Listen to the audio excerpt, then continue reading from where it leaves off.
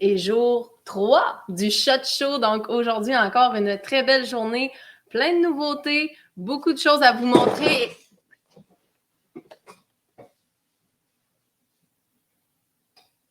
C'est original. Et pourquoi le chapeau, au fait? Quand tu as Shot Show à Vegas, on s'imprègne, le personnage entre, c'est... C'est nécessaire pendant le live, parce que tu sais, c'est à terre, je comprends, là, mettons, on va dans le bois, mais... Non. Non. Et là, on fait quoi? Là, Attends un peu, j'ai une petite idée. Moi, je sais bien ça, ce piton-là. Bouge pas 2 secondes.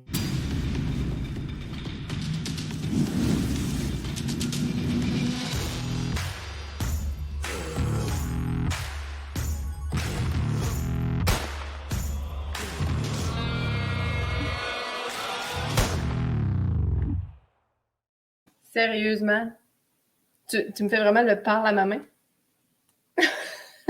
Explique-leur donc comment ça se passe une journée typique au Shot Show à place. Ben, je vais le faire visiblement parce que toi, t'es jamais allé à Vegas. Shot Show, c'est plus que des armes, c'est plus que... C'est plus que des armes, c'est plus qu'un salon d'achat. C'est aussi le home base du NSSF, le National Shooting Sport Foundation. Et il y a beaucoup de conférences, beaucoup d'ateliers d'apprentissage qui sont mis sur pied là-bas pour les gens qui vont là. Tant les gens du marché au niveau de comment faire des displays, comment se comporter, comment ouvrir un commerce. Il y a vraiment du mentorat qui se fait. Et les gouverneurs sont souvent sur place pour donner des conférences. Fait que journée typique aujourd'hui, là, je vous parle de 3 conférences qui avaient lieu. Il y a toujours des sous-conférences et des lancements, puis plusieurs formations à la grandeur. Des pros du tir qui vont expliquer comment bien montrer des armes, comment bien même donner un arme à un client à l'autre bord du comptoir pour la sécurité puis bien présenter l'arme. Regardez aujourd'hui, par exemple, à 10 heures, c'était les gouverneurs du NSSF qui avaient leur conférence, comme ils font à tous les années. Ils font généralement quelques déjeuners. Là, le Media Breakfast, entre autres, pour nous, la première journée, c'est avec eux autres. North Star Arms à 11 heures, donc un lancement de gamme. Professional Outdoor Media Group à 14 heures, donc un petit peu les tendances de l'industrie, vers où ça s'en va au niveau média, les nouveaux médias, etc. Comment bien les manipuler, comment bien s'en servir dans le marché. Puis, hier soir, 5 heures, eh bien, c'était le happy hour extérieur, un genre de 5 à 7 avec musique, drink au Caesar Forum Palace, donc le nouveau palace, la nouvelle partie du Shot Show. Puis en soirée, il y avait 4 ou 5 invitations des grands manufacturiers à aller se joindre à eux pour faire de la jasette, tout simplement. Généralement, on prend les petits bistrots qui sont tout le tour ou quelques gros restaurants, puis on invite les gens à aller sur place. Ça, c'est typique pas mal du Shot Show. On se rend le matin, de bonne heure, on prend notre déjeuner en s'en allant, rendu là-bas, on va faire nos rendez-vous du matin ou notre petite recherche du matin. On a ces événements-là au courant de la journée, on finit avec un bon souper, puis après ça, on va se promener sur le strip. Après avoir trouvé des beaux produits. Ben oui. Puis écoute, je pense que dans un premier temps, un classique, je dirais inspiré d'un classique qui a été réimplanté il y a de ça quelques années. Le premier Black Eagle faisait apparence. On était au Shot Show à ce moment-là, puis tout le monde était « wow », le Black Eagle qui sortait. On en est rendu au Super Black Eagle 3, mais là, il y a des changements au niveau du Black Eagle. Ben oui, écoute, on va le présenter. Donc, on le voit, il est très, très, très similaire à ce qu'on a déjà vu, mais en fait, là, cette année, il est offert en canon de 28 et 26 pouces. Donc, vous avez les deux qui sont disponibles et également, il est disponible en calibre 28. Ça, c'est la nouveauté, dans le fond. C'est ça, la nouveauté, là, c'est vraiment ça. Et puis, bon, c'est la même chose au niveau du chambrage. Donc, on est au niveau de 2 pouces, 3/4, 3 pouces. Et puis, il est vraiment comme... Honnêtement, c'est le même bon produit amélioré au niveau du calibre, donc il offre plus d'options, mais comme tel, c'est vraiment la même chose. Donc, il est offert dans différents camos. Donc, on l'a comme là, on le voit présentement à l'écran, donc en noir, black synthétique. On l'a en Gore Optifade Timber, on l'a en Mossy Oak Bottomland aussi et en Realtree Max 5. Donc, super beau Benelli encore disponible cette année dans un nouveau calibre. Et puis, c'est quand même une arme qui est pas très, très lourde. Hein? Donc, on parle de 5,5 à 5,6 livres. Dépendamment du 26 ou du 28 pouces de canon. Exactement. Donc, ça peut faire la différence, mais très, très belle arme encore du côté de Benelli, qui est un classique indémodable, en fait, là, qui a été amélioré au fil des années. Calibre 28 qui revient dans l'industrie. C'est un calibre qui avait été laissé derrière. Il y avait pénurie au niveau de la munition. Un autre calibre qu'on va revenir dernièrement, là, c'est le calibre 16. J'ai bien hâte de voir un petit peu la disponibilité des munitions. Là. J'ai un bon vieux Francisque Dargne ici, juxtaposé, que j'aimerais bien aller réessayer. Mais les cartouches que je trouve sur l'industrie, je ne leur fais pas trop confiance. C'est comme un chapeau de cowboy devant un écran, ça peut te sauter d'en face.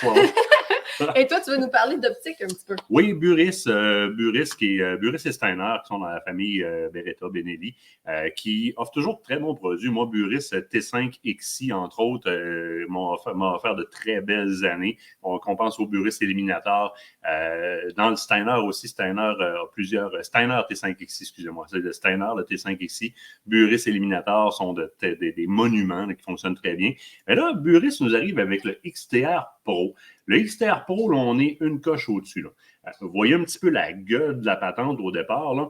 Très intéressant. On avait d'autres versions du XTR. Le XTR, c'est la version Pro qui est la nouveauté. On la visite un peu. Dans un premier temps, ce qui est trippant, c'est les différents réticules qu'on peut commander. Le SCR2, qui est le réticule de base qui vient avec. Vous voyez qu'il y a déjà beaucoup de dégradation au niveau de l'élévation qui est possible dans le calcul. Donc, on peut carrément s'en servir. Pour ceux qui ne savent pas, un réticule, on peut s'en servir pour calculer des distances, littéralement. La largeur d'un item. Il y a des gars qui sont tellement habitués qu'ils vont même scorer leur boc à partir de leur réticule en calculant, soit en milliradian ou en MOA, en minute of angle. Donc, disponible dans SCR2 simple. SCR2, un quart de milliradian aussi. Donc, un quart de milliradian qui est différent du SCR2 1.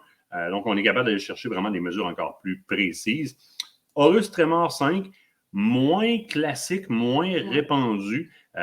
Correction au niveau des mirages, beaucoup plus rapide, beaucoup plus facile avec ça ici. Pour les gens qui tirent quand même pas mal très longue distance. Là, on parle on parle de 5,5 par 30, 5,530 par... On va voir qu'est-ce qu'on va mettre comme option dessus. Là. On vient les voir ici. 5,5-30, qui est déjà un ratio de zoom qui est écœurant, le 5,5 à 30. Là. Mais attention, là, j'attire l'attention ici, 56 mm d'ouverture au bout. À la base, les réticules qui sont disponibles. Donc, vous voyez, c'est tout le même modèle. Le XTR Pro, c'est un 5,5, 5,530 par 56. Là où est-ce que ça devient très intéressant aussi, c'est au niveau de la grosseur du tube. Ce n'est pas un 30 mm, mais un 34 mm. 34 mm, là, il y a beaucoup de lumière qui se promène là-dedans, qui s'en va jusqu'à votre œil. Là. Mais on aime ça. Ah oui, mais écoute, tu vois clair plus de bonne heure, puis clair plus tard. Puis clair plus court aussi. Quelques key features qui sont très intéressants, quelques caractéristiques. Dans un premier temps, bon, les roulettes sont interchangeables. Vous voyez, là, l'espèce de petit ovale noir sur le côté des roulettes. Il y en a un de chaque côté, puis en appuyant dessus, on retire la tourette tout simplement. Donc, on peut mettre la tourette plus standard, la noire qui est en bas, qui est déjà gradée, si on le veut, là, qui a un up-down. Dans le fond, on peut l'avoir au niveau du windage ou au niveau de l'élévation, donc au bas ou gauche-droite. La tourette du haut, ben, c'est une tourette qui s'utilise avec vous savez, les crayons à feu qui s'effacent à sec, des dry erase markers. Mm-hmm. Donc, lorsqu'on est en tir à la cible, par exemple, ou encore lorsqu'on est en train de roder un nouveau reload, on est capable facilement d'aller indiquer directement sur le champ de tir les corrections qu'on a faites. Parce qu'on on va se rendre sur le champ de tir souvent avec une charte balistique qu'on va avoir faite de façon mathématique. Donc, ce sont des calculs mathématiques entre la charge, le boulet, longueur du canon, la distance, donc l'apex avec la lunette de visée, le twist du canon versus la lourdeur du boulet vont nous donner un coefficient qui va nous faire une grille mathématique, qui vont nous donner une charte balistique théorique. Lorsqu'on va arriver sur le champ de tir, c'est là où est-ce qu'on va aller qualifier cette charte balistique-là. Alors souvent, lorsque je qualifie ma charte balistique, je vais apporter des correctifs sur la grille que j'ai créée, donc ce calcul mathématique-là, mais je vais aussi aimer aller mettre, si je le peux, des marques sur la tourette d'élévation de mon télescope, donc tout de suite aller marquer, de façon à pouvoir les rendre permanentes par la suite. Donc soit me faire imprimer un tape ou me commander une tourette balistique personnalisé. Entre les deux, vous voyez un petit clic, un petit bras qui se lève. Là. Ça, c'est le zero stop qui est aussi simple que ça. Donc, pour rezéroter votre tourette. C'est simple d'utilisation. Absolument. Donc, on amène sur zéro. Donc, on fait notre zéro absolu. Clic, on ramène sur le zéro et c'est fait. Évidemment, comme plusieurs télescopes ou lunettes de visée dans ces catégories-là, vous voyez, par exemple, dans le haut de gamme, comme par exemple les Leupold aussi sont livrés avec ça. Quand je reçois mon VX5, mon VX6, un throw lever. Ce que c'est qu'un throw lever, c'est la bague que sur la roulette de zoom. Ça sert tout simplement à pouvoir le prendre d'un doigt puis le switcher rapidement au lieu de chercher puis de ne pas virer à bonne patente puis de virer dans le bas par Wego. Bien là, c'est clair, ça twist. Ensuite de ça, au niveau de l'illumination, Mais vous voyez que d'abord, la tourette n'est pas cosselée de la même façon que c'est fait d'habitude. Donc, on a vraiment un marquage qui va gripper même avec des gants. Donc, correction de parallaxe, évidemment, sur un télescope de cette catégorie-là, on s'attend toujours à avoir une correction de parallaxe. Mais ce qui deviendra intéressant aussi, c'est que l'illumination est à 2 couleurs. Dans un sens, on est au gris. Dans l'autre sens, on est au gris, excusez-moi, au vert. On est au vert. Dans l'autre sens, on est au rouge. Et évidemment, on parle de waterproof, donc à l'épreuve de l'eau. Shockproof, donc très résistant au niveau des coups. On est quasiment là, dans les catégories tactiques là, de terrain là, ici. Là. Fogproof, évidemment, on a des traitements au niveau des lentilles qui vont vraiment réduire énormément la création de comment on dit ça en français? De buée dans les lentilles. Et donc, on est traité au nitrogène. Donc, c'est un vide au nitrogène qui est fait dans le télescope, ce qui veut dire qu'on est vraiment tropicalisé, donc il n'y a rien qui va rentrer là-dedans. Et puis, c'est ça pour ce qui est du Buris. Le Buris, la gamme Buris au complet propose quelque chose de très bien de manière générale. Les catégories de garantie sont très bonnes aussi. Buris, c'est assez impressionnant, Buris et Steiner, lorsqu'on appelle là-bas et on se rend compte qu'on parle à des gens. Buris a engagé à plusieurs reprises des marksmen, là, des tireurs, des tireurs des forces canadiennes et américaines. Et le matériel technique, donc le matériel de support technique qu'il y a là-bas, c'est du matériel qui est vraiment professionnel. Les gens avec qui vous allez parler, vous allez vous rendre compte que c'est pas quelqu'un qui a appris à changer des batteries 2A chez Costco et il s'est ramassé là parce qu'il manquait de monde. Ça répond et ils savent très bien. OK, attends, c'est pas une erreur du télescope. As-tu fait tel... Ils vont se rendre compte très rapidement de ce qui s'est passé. Donc, support quand même assez optimal de ce côté-là. On voulait aller du côté de Mossberg. Mossberg, dans tes images, si tu m'amènes juste ici, bouge pas, je vais les manipuler. Vous vous souvenez, pas la semaine dernière, mais cette semaine, ça avance vite en tabarouette pour nous autres. Les journées sont tellement longues qu'on a l'impression que c'est une semaine. Avant-hier, on parlait avec Gilles Stubbins de chez Mossberg des nouveautés dans le GM Pro. Donc, le 940 GM Pro. Dans le Pro Turkey, on avait le Pro Waterfall et le Pro Snow Goose avec des particularités assez tripantes en dehors des maquillages au niveau de la coloration. Entre autres, les boutons oversize. Le fait qu'on ait été mettre des insertions sur le dessus pour pouvoir venir fixer à peu près n'importe quel type d'optique. Eh bien, belle nouvelle, grande nouvelle. Un de nos partenaires a entré en magasin tout dernièrement, donc c'est disponible très, très, très bientôt. Les commandes sont faites. Tacticode, qui est un partenaire, un des nouveaux partenaires des lives, Godbrousse, entre autres, et un ami à nous, un vétéran, Stéphane, qui va tenir la gamme de Mossberg. Alors, ce sera possible, même si vous voulez placer vos commandes présentement, pour peut-être avoir vos GM Pro en temps quand les chasses vont commencer. Dindon, ça a l'air de rien, là, mais si tu tenais là, à un moment donné, ça va s'en aller. Puis là, vous allez courir après des guns, là, puis vous allez nous écrire « Martin, où est-ce que je trouverais telle affaire? » Martin, il te le dit là. Appelle Steph chez Tacticode, là, puis place-toi un GM Pro en commande là, dans le Pro Turkey, ça va être réglé. Les Waterfallers ou encore les Snow Goose, ça va être réglé. Steph est aussi dépositaire et fier vendeur des produits Cadex. Oui. Donc, qui sont deux amis à nous, hein, Gilles chez Mossberg et Patrice chez Cadex. Donc, les deux sont représentés chez Tacticode. Là, donc, très, très, très bonne chose de ce côté-là. Vous l'appelez, vous rentrez en contact avec et vous faites ce que vous voulez à partir de là. On s'en va dans nos... Du côté de Browning. Browning. Ben oui. Oui, absolument. Je regardais la feuille, là, la semaine avance. Hein? Moi, le chapeau était trop serré tantôt. Ou ben non, j'ai laissé mon cerveau dedans, c'est un ou l'autre. Là. Browning, quoi de plus classique que la série Citori 725? La série Citori, à la base, la 725, vous le savez, c'est le Citori, le bon vieux Citori. Puis tu connais mon amour pour les Citori. Oh oui, j'en ai entendu parler tu des Citori. Tu les as vus dans les armoires ici. Je les ai vus et je t'ai vu tirer avec aussi. Dans la famille, le Citori chez Browning est présent depuis longtemps, puis ça arrive souvent qu'on va au champ de tir. Puis je traîne mon vieux Citori que mon oncle Mario m'a donné, que Shop Artist a refait au complet pour moi l'an passé. Puis on tire avec plein de patentes super capotées, une nouvelle technologie. Puis ma dernière caisse oui, parce qu'on tire des caisses, ma dernière caisse de base, souvent, là, je me la clenche au complet avec mon bon vieux Citori Field, qui, écoute, made in Japan, je ne me trompe pas, mais un vieux Citori Field qui est encore super efficace. Cet arme-là a tiré des palettes et des palettes de shells, là, c'est sûr et certain. Puis de là, on est allé vers le Citori 725 qui offre un receiver plus plat. Il y a un petit hump sur le Citori, Pas autant que sur le A5 ou sur l'ancien Auto 5 qui, lui, a vraiment un hump de fou. Mais il y a un hump qu'on connaît sur le Citori qui n'est pas présent sur le Citori 725 et c'est volontaire. Ça a été fait en direction des sporters beaucoup. Des gens qui font du sport shooting, donc vraiment du tir sportif, du trap, du tir au pigeon d'argile. Oui. Donc, de manière compétitive, entre autres. Donc, le 725 est très aimé de ces gens-là.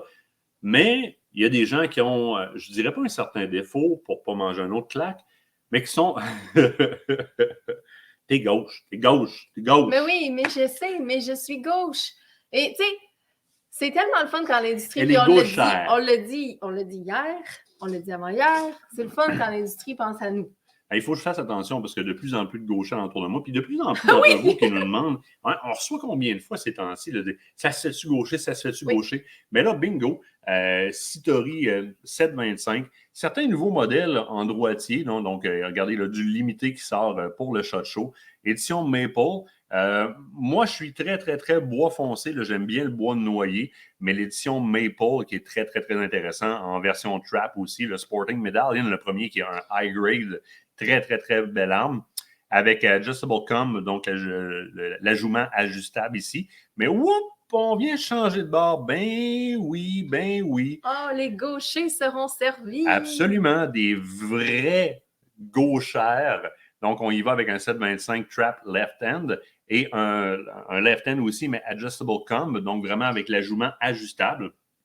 Entre autres, les femmes, vous avez souvent besoin d'un ajustement un peu plus haut parce que vous avez l'os de la joue qui est un petit peu plus haut. Alors, c'est ajustable. Et la majorité des gauchers que je connais autour de moi sont des femmes. Donc, ils vont être très heureux d'apprendre qu'il y a un adjustable com. Mais je tiens à mentionner qu'on a tendance à dire « Ah, on est gaucher ». C'est pas forcément au tir qu'on va devenir gaucher aussi. Ça dépend de votre œil dominant. S'il y en a parmi vous qui ne sont pas confortables avec leur arme et qui se demandent pourquoi, des fois, ça peut être aussi bénin que ça. Votre œil dominant, c'est pas le bon, donc vous n'êtes pas du bon côté. Et c'est une des raisons pour laquelle, des fois, justement, les left-hands sont vraiment, vraiment appréciés.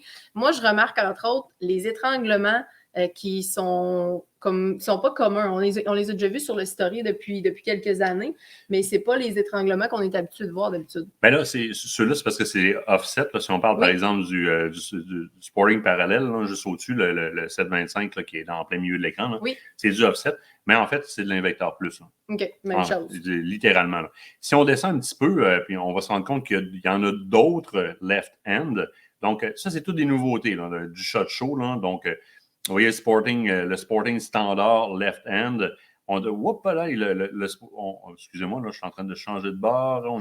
Ça, c'est du left-hand. Donc, oui, le Sporting standard left-hand, on a un autre Sporting Maple ici. Il y a un autre Sporting left-hand adjustable com, un autre type. Donc, quand même pas mal de nouveautés là, au SHOT Show dans le Citori 725, qui est un classique, mais qu'on maintient tout le temps en haleine. Là. Vous voyez les différences au niveau des crosses aussi.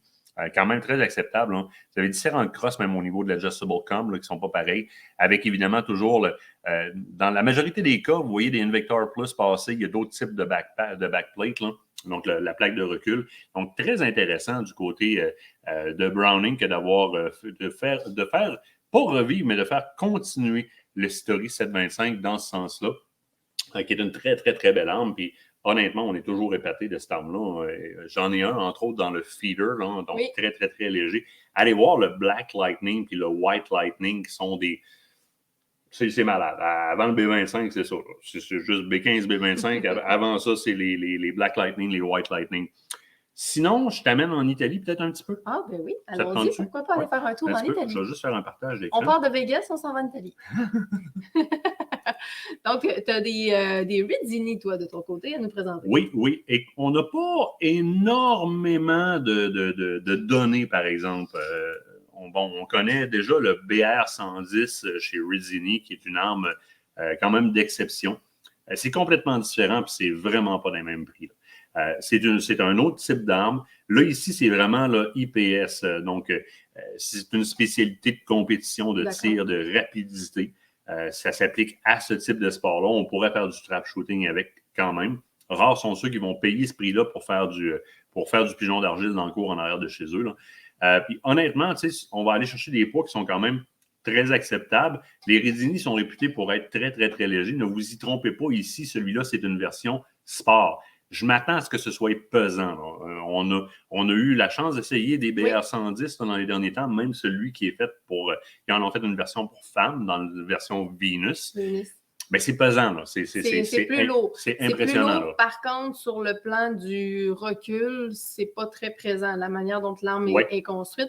Des fois, on a une tendance à penser qu'une arme plus légère, ça va être mieux. C'est pas toujours le cas. Ça dépend de la manière dont l'arme est construite, les matériaux et vice-versa. Honnêtement, mais ça, c'est un modèle qu'on a déjà vu par le passé dans le BR110. Oui, BR110 Sporting, il l'avait. C'est tout simplement qu'on a, dans le fond, la nouveauté, c'est qu'on a une version maintenant IPS qui, somme toute, a de la gueule. C'est sûr que c'est un petit peu moins commun comme arme. Si vous pouvez vous le payer, allez-y. C'est irréprochable. Pour vrai, là, c'est vraiment irréprochable. Maintenant, c'est ça. C'est pas dans les armes de tous les jours, comme par exemple, je vais revenir, par exemple, à mes fameux Citori 725 juste avant, qui sont beaucoup plus d'applications courantes, même si ce sont des armes d'exception dans ces cas-là, ça s'applique beaucoup plus à une vraie vie de chasseur ou de tireur au pigeon d'argile que va s'appliquer une arme qui a été faite pour de l'IPSC, comme le BR110 édition spéciale. Ça, c'est vraiment comme, si vous faites ce type de sport-là, c'est pour vous. Sinon, ben, je vous ramène du côté des Citori 725 à 100 000 à l'heure. On n'est vraiment pas dans le même registre, mais pas du tout. Et puis, moi, j'ai un message aujourd'hui. Je n'aurai pas de niaiserie à vous présenter à soir. On n'a pas la section bébelle. Ouais, non, Cricri, elle a dit, c'est assez. Martin, tu peux-tu vieillir un peu? Ça n'a pas de bon sens. Moi, j'ai un message pour toi. Demain, Martin, il va s'appliquer à trouver la pire connerie qu'il ne peut pas trouver au Shot Show, puis il va la présenter demain. S'il n'y en a pas, je vais en inventer une. Si vous avez des idées, envoyez-moi-les. Fait que c'était Martin Bourget. Et Kate Nadeau-Mercier. Pour le réseau Aventure Chasse-Pêche.